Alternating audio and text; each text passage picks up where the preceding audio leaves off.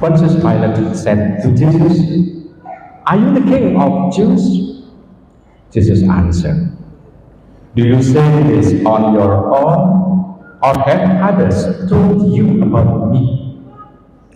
Pilate answered, "I'm not a Jew, am I? Your own nation and chief priests handed you over to. What have you done?" Jesus answered, "My kingdom does not belong to this world. If my kingdom did belong to this world, my attendants would be fighting to keep me from being handed over to the Jews. But as it is, my kingdom is not here." So Pilate said to him, "Then you are a king?" Jesus answered, "You say I am a king. For this I was born, and for this I came into the world, to testify the truth. Everyone who belongs to the truth, listen to my voice." The Gospel of the Lord.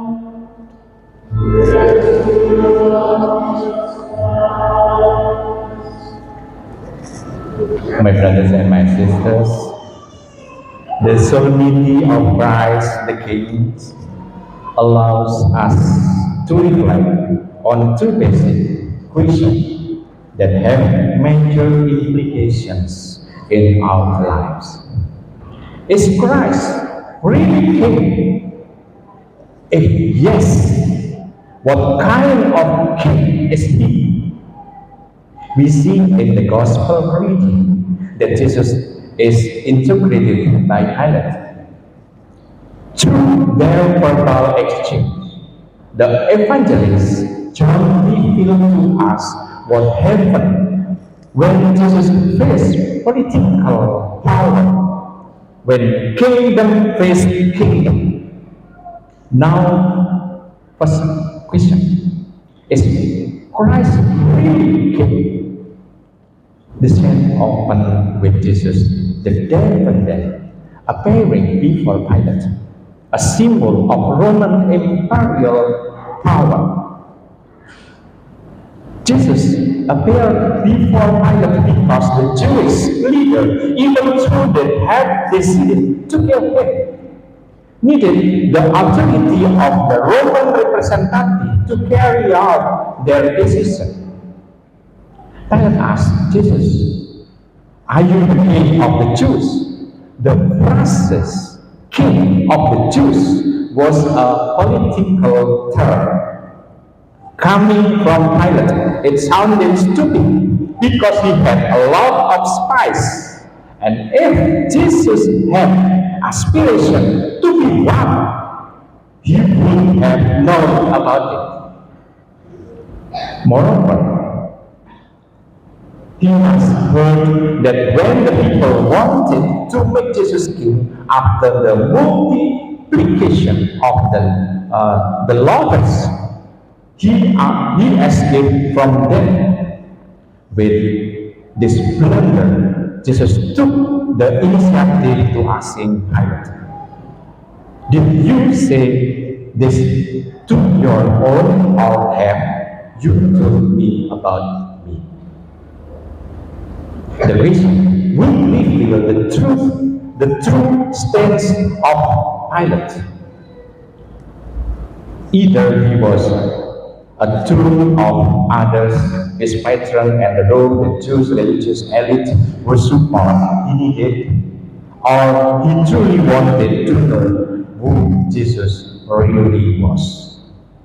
Here we see that even at the trial where his life was at stake, Jesus still tried to win Pilate over.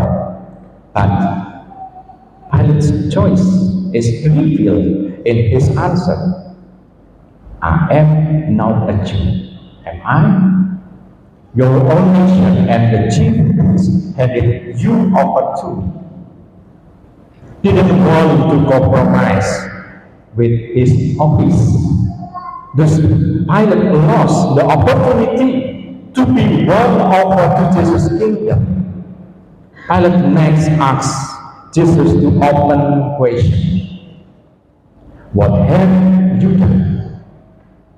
In the hope that Jesus will declare himself political king and thereby pose a threat to the Roman emperor, Jesus avoided the question and instead provided clarification about his kingdom. My kingdom does not belong to this world. This gave Pilate the opportunity to return to his original creation. Then you are a king. To it, Jesus answered, you say, I am a king. For this I was born, and for this I came into the world to testify to the truth. Here, Jesus revealed to us the origin, quality, and meaning of his kingship. It is not of this world and has to do with truth. He is the king who exercises authority over those who believe in the truth, namely God's revelation through his person, word, and action. From this brief conversation, Pilate correctly concluded that Jesus had acknowledged that he was a king. But Pilate missed the whole point because he did not understand the word king in the sense that Jesus meant. The insulting Pilate's question was the truth. What Jesus ignored revealed what his spirit was like. Now we come to the second question. What kind of king was Jesus? From the previous dramatic explanation, we see that Jesus is not a king like the kings of the world. Likewise, with membership in his kingdom, rather it is the free gift from God. No one can benefit from it, as the Parish taught, who out the love for humanity sent his son, Jesus, to establish his kingdom on earth, to invite all people to become a member. In turn, they can accept or reject it with complete freedom. When they accept, one of their primary tasks will be to seek the transformation of all human reality in according with kingdom values. Lastly, Jesus' position as king exists in the heart and mind of those who have received his kingdom. The driving force is love.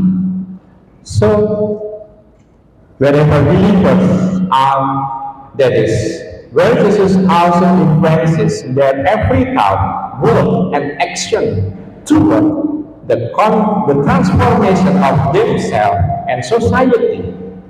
There is no greater power than this, and no kingdom has a jurisdiction like this.